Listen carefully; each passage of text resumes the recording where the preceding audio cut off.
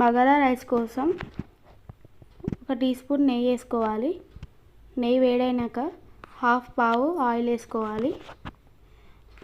Oil వేసుకున్న తర్వాత దాల్చిన చెక్క, ఇలాచీలు, లవంగాలు వేసుకోవాలి.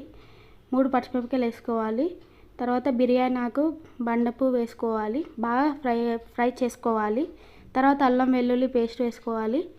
బాగా మంచిగా కలుపుకోవాలి పచ్చివాసన పోయే వరకు. తర్వాత ఆనియన్స్ వేసుకోవాలి. ఆనియన్స్ మంచిగా ఫ్రై కావాలి, గోల్డెన్ బ్రౌన్ రావాలి. తర్వాత పుదీనా వేసుకోవాలి. పుదీనా కూడా మంచిగా ఫ్రై చేసుకోవాలి, మంచిగా కలుపుకోవాలి. 2 గ్లాసులన్నర బియ్యానికి 5 గ్లాసుల నీళ్ళు వేసుకోవాలి.